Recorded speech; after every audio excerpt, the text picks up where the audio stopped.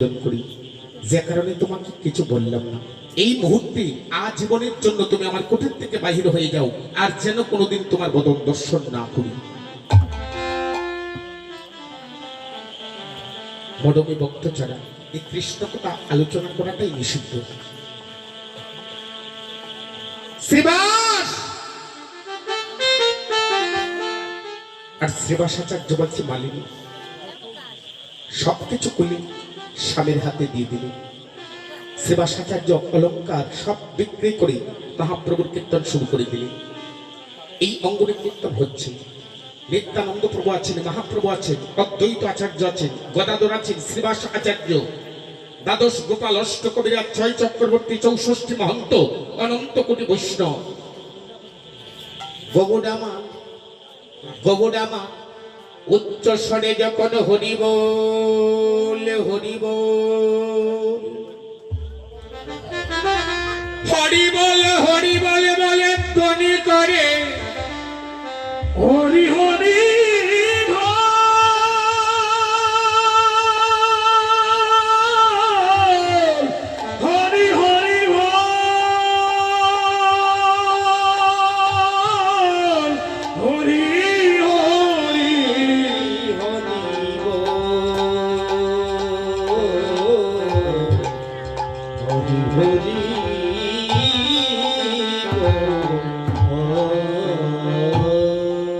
সেই হরি নামের ধ্বনি শুনে নদিয়ার কত রাজা রাজত্ব পরিত্যাগ করেছে।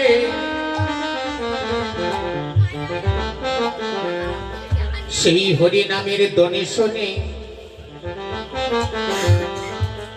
নদিয়ার কত মন্ত্রী মন্ত্রিত্ব পরিত্যাগ করে গবুর চরণে সর্বহারা ভিখারিণী সেজেছে। সেই হরি নামের ধ্বনি শুনে নদিয়ার কত সন্তান পিতা মাতাকে পরিত্যাগ করে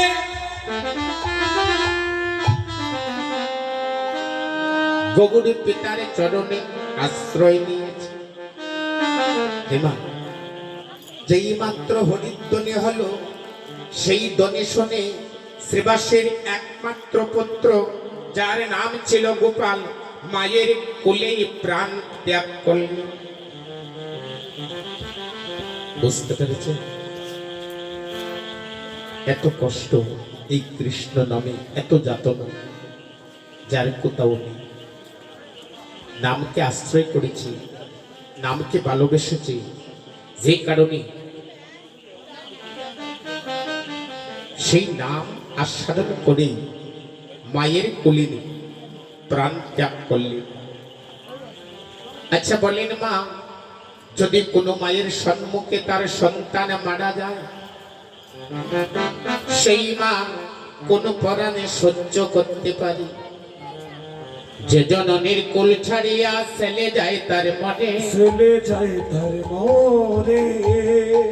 সেই মায়ে জানে পুত্র সুখে আগুনকে মন জ্বলে। ওরে সেই মায়ে জানে জানে রে,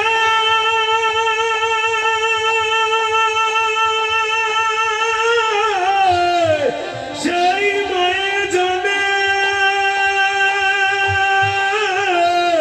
সেই মায়ে জানে পুত্র সুখী বুকে আগুনকে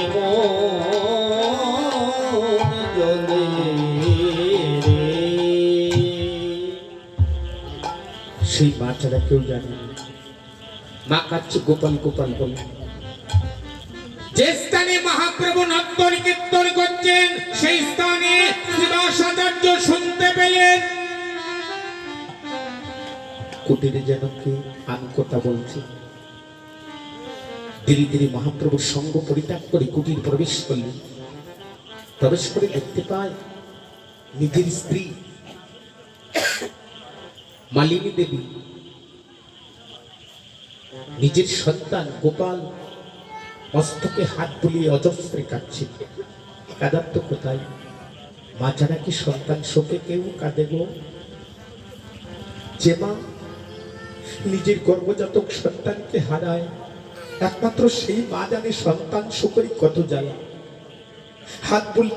মস্তকে হাত বোলাচ্ছে আর বলছে, গোপাল, এই গোপাল, একটিবার মা বলে ডাক, আমি আর সহ্য করতে পারছি না। কিন্তু যে মারা যায় সে কি আর কথা বলতে পারে? আকুল প্রাণে রোদন করছে। শিবাসাচার্য বলছে, মালিনী, তুমি না আমার সহধর্মিনী। যে রমণী নিজের স্বামীকে ধর্মের পথে দাবিত করে তাকেই তো সহধর্মিনী বলা হয়।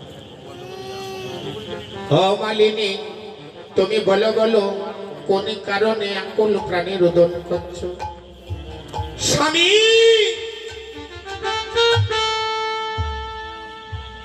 তুমি আছো হরির নাম মত্তে, আর আমাদের একমাত্র পুত্র এই মুহূর্তে মারা গিয়েছে। তুমি বলছো কেন কাঁদছি? থামো। সে যদি আমাদের হতো, আমাকে ছেড়ে কখনো যেত না। তোমার চরণ ধরে বলছি, তুমি রোদন করো না। যদি রোদন করো আর তোমার কারণে আমার আরাধ্য দেবতা গৌর আমার অঙ্গম থেকে চলে যায়, আমি প্রতিজ্ঞা করলাম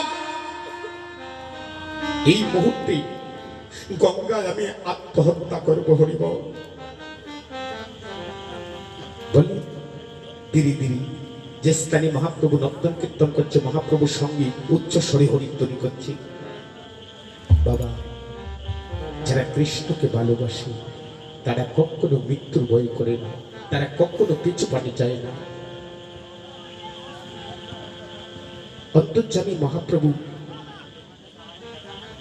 অন্তরে বুঝতে পারলেন, শিবাস,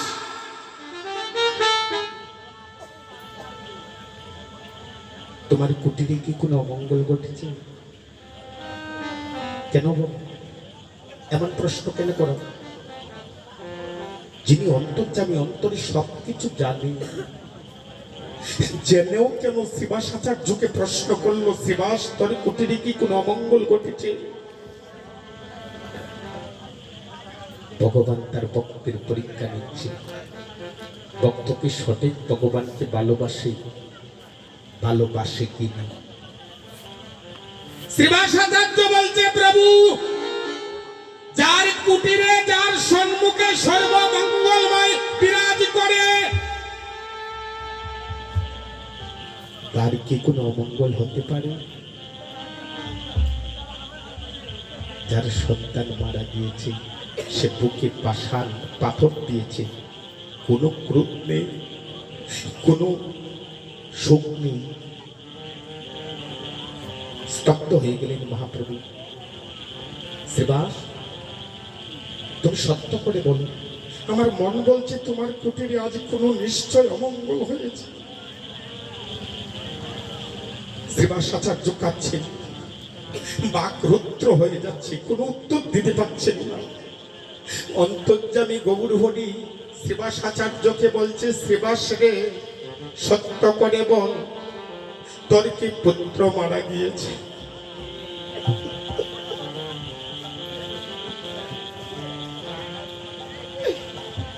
গৌর,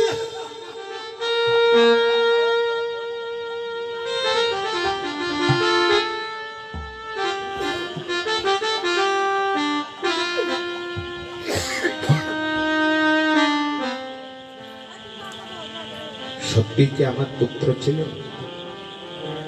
যদি আমার পুত্র হয়, তুমি আমার পুত্রের প্রাণ কেড়ে নাও। সত্যই যদি সে আমার সন্তান হয়, তুমি তাকে নিয়ে যাও, আমার কোনো দুঃখ নেই, কোনো অভিযোগ নেই। আমার দল নিয়েছ, আমি কোনোদিন অভিযোগ করিনি, আমাকে কেন কাঙ্গাল বানিয়েছ?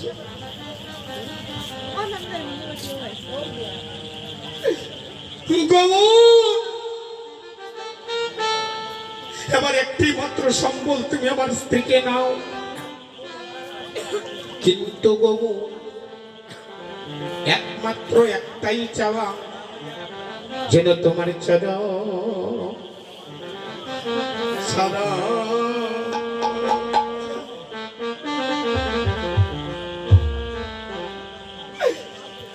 করো না গো। প্রভু তোমার চরণ ছাড়া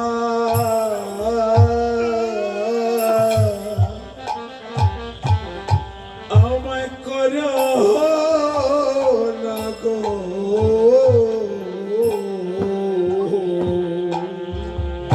তোমার চরণ ছাড়া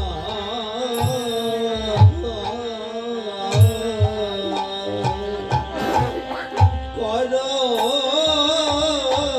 না গো। গৌর তোমার চরণ ছাড়া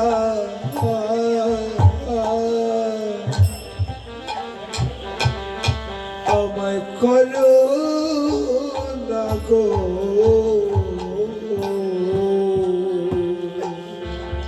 শুধু এ জন্মে না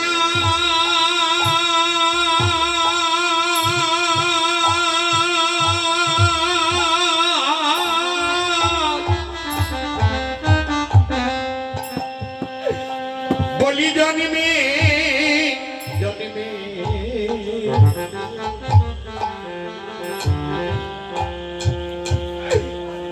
চরণ চরণ ছাড়া করো করো না হে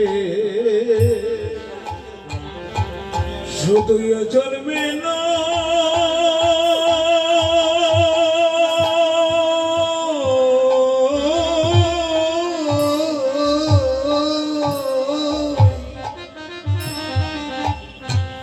প্রতি জন্মে জন্মে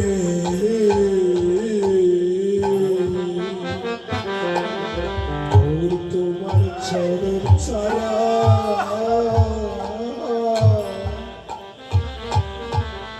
করো না গো।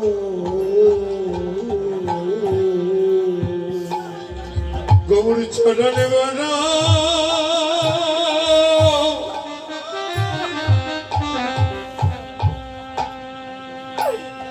আমি ভালোবাসি গৌর চরণ বড়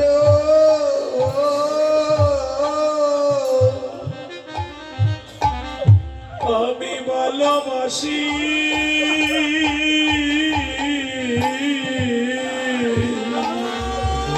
চরণ বড়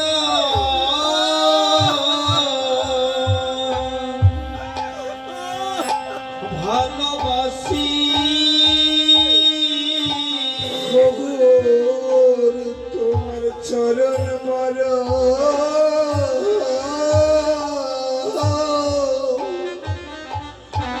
আমি ভালোবাসি।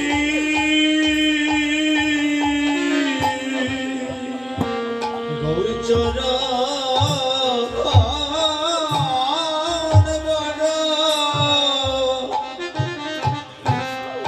বড় ভালোবাসি। আমার মান গো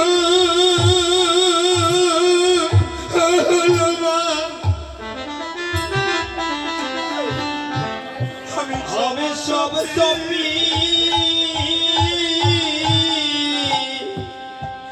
গৌর চরণ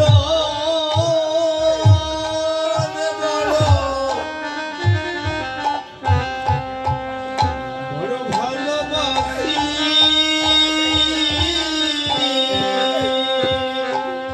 আমি ওই চরণে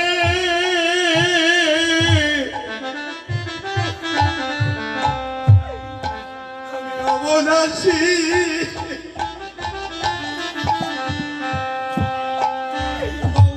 চরণে বড় ভালোবাসি। আমি ওই চরণে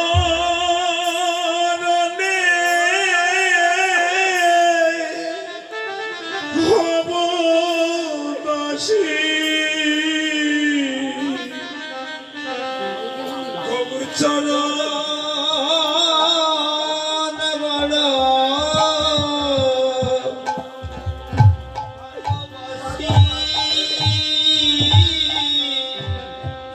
আমি সবই দিলাম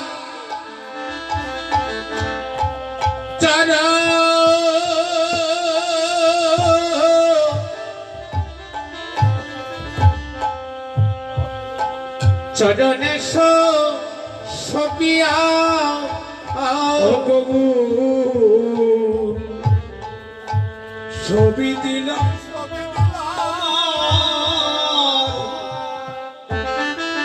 তোমার চরণ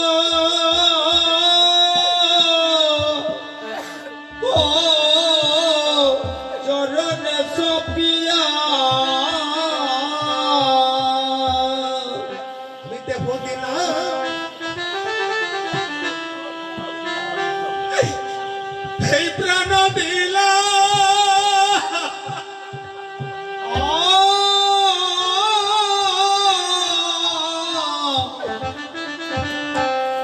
আমি দিলাম সবই সবই দিলাম গো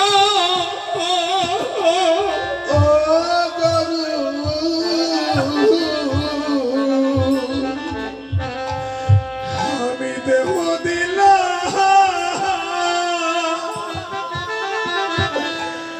আমি প্রাণ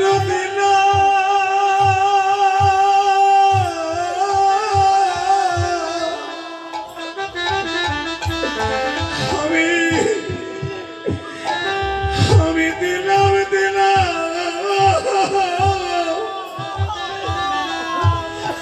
সবই সবই দিলাম ও বাবু দেহ দিলাম আমি প্রাণ দিলাম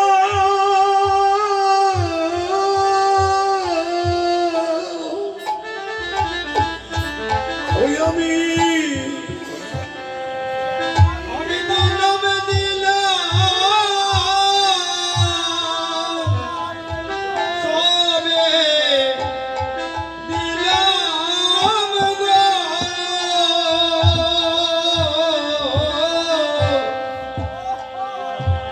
কোমর দিবার মতো আমার আর কিছু নাই গো ও কবুল দিবার মতো নামার কিছু নাই গো তুমি যা দিয়েছ আমায় আমি তা দিয়েছি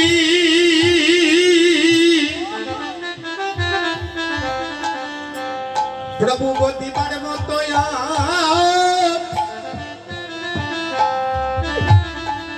আর কিছু নাই গো তুমি যা দিয়েছ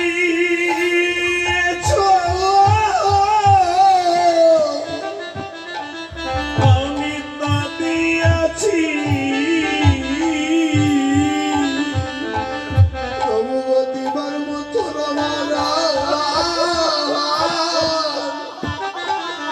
আর কিছু নাই গো যা দিয়েছ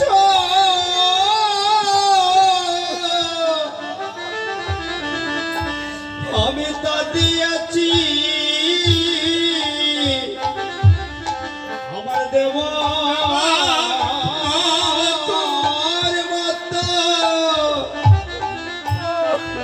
আর কিছু নাই গো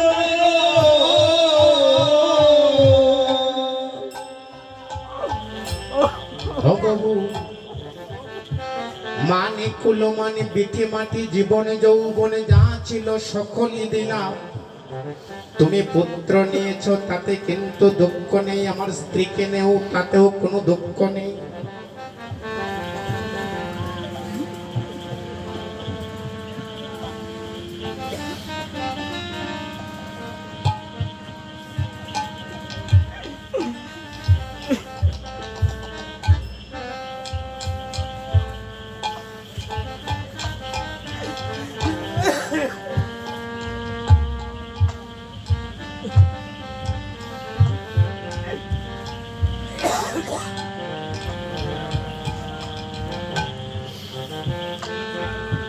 ও গৌ সকলে কিছু নিয়ে যাও, আমার কোনো কষ্ট নেই।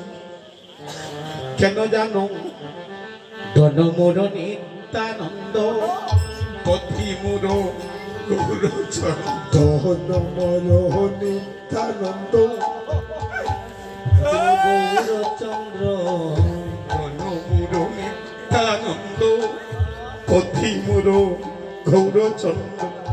ধনমোর নিত্যানন্দ অতিমোর গৌরচন্দ্র প্রাণমূল যুগল কিশোর, প্রাণমূল যুগ হাইরে প্রাণমোর যুগল কিশোর হাইরে প্রাণমোর যুগল কিশোর তুমি বিনে কেবাই আছে, তুমি বিনে কে ভাই আছে, তুমি বিনে কেবাই আছে, তুমি বিনে কে ভাই আছে, এটা সেরো প্রাণে বাঁচাতে তুমি বিনে আছে দাসেরি প্রাণ বাঁচাতে তুমি বিনে কে ভাই আছে, এটা সেরো প্রাণ বাঁচাতে তুমি বিনে কেবাই আছে। দাসেরি প্রাণ বাঁচাতে তুমি বিনে কে ভাই আছে, বলে সকলের সকলই আছে, তুমি বিনে কেবাই আছে। সকলে সকলে আছে তুমি বিনে কে ভাই আছে, আমার চরণে তারা করুণা ঘোষ, চরণে চারা করুণা গো, গৌরী চরণে তারা করুণা ঘোষ। চরণে চারা করুণা গো, আমায় ধর্মে নাই জন্মে জন্মে চরণে তারা করুণা গো, গোহে গোহে গোহে গায়ে,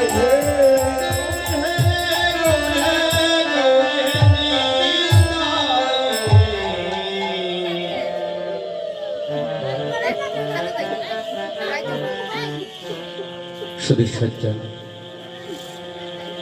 সেদিন গবু এই শ্রীবাসাচার্যের প্রেম আর ভক্তি দর্শন করি শ্রীবাসকে পিতা বলে সম্বোধন করেছিলেন, আর মালিনী দেবীকে মা বলে সম্বোধন করেছিলেন। কেন? শ্রীবাস,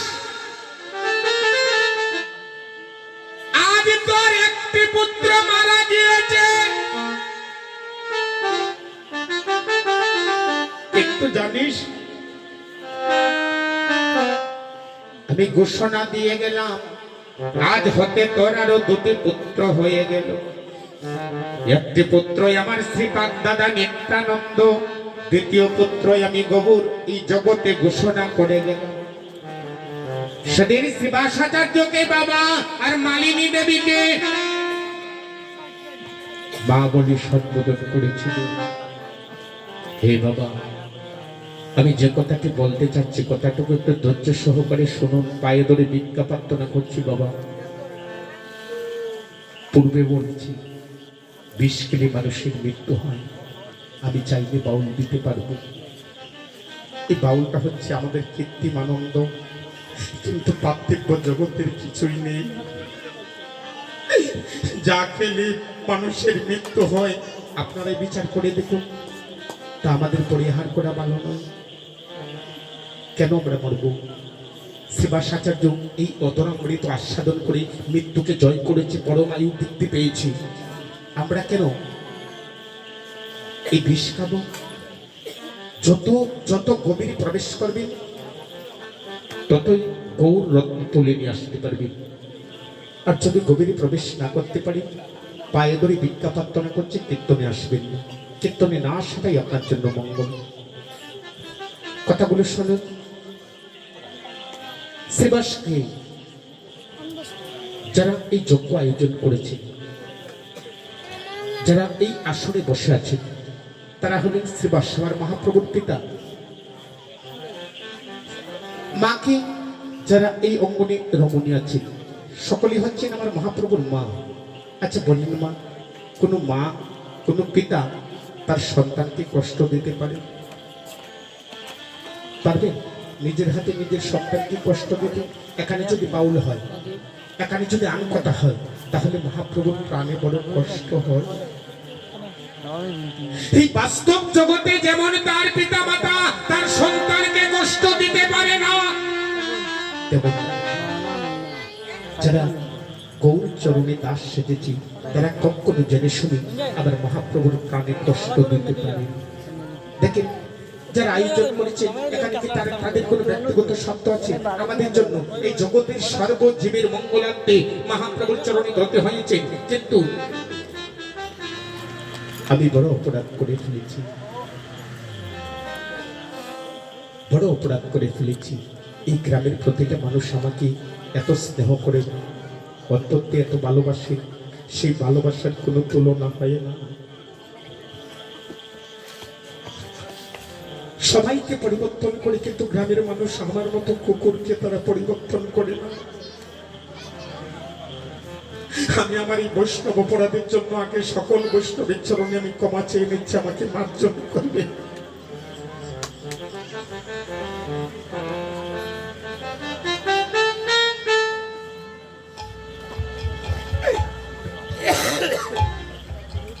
কিন্তু কি করবো বলি, একদিকে আমার গুরুপাঠ, আমার গুরুমাতা, তাদেরকে কথা দিয়েছেন আমার বিধান কীর্তন করবে, সেটা সুনামগঞ্জ কেন্দ্রীয় কালী মন্দির।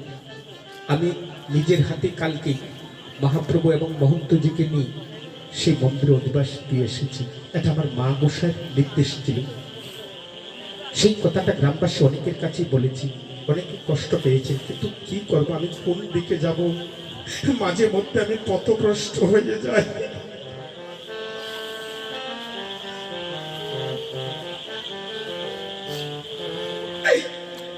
আসলে সেই আপনাদের কাছে একটি বলে দিলাম, আজকে কীর্তনে আসবো সকাল 9টার সময়।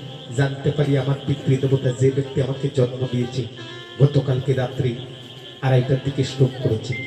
পিতাকে দেখতে যাব না আপনাদের মতো ভক্তের হৃদয়ে কষ্ট দিতে যাব? যে ব্যক্তি জন্ম দিয়েছে সেই ব্যক্তিকেও এক নজর দেখতে যাইনি, একমাত্র আপনাদের সঙ্গ করার লোভে।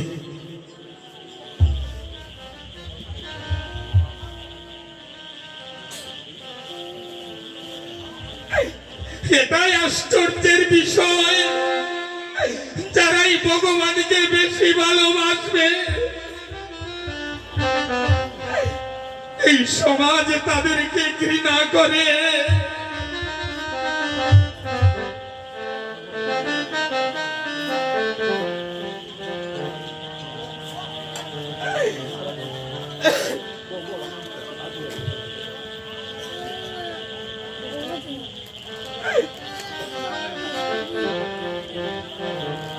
যাই হোক, তারপরে আপনাদের সম্মুখে এসেছি।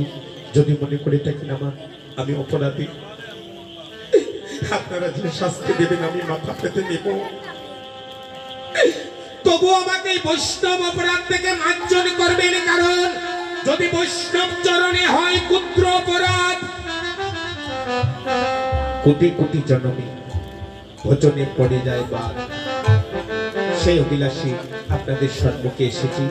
সবাই প্রাণ ভরে আমার রাধা মাধবের চরণে প্রার্থনা করবেন, যেন আপনাদের চরণ দুলির কৃপায় আমার পিতৃদেবতা আবার সুস্থ হয়ে আমার মাঝে ফিরে আসে।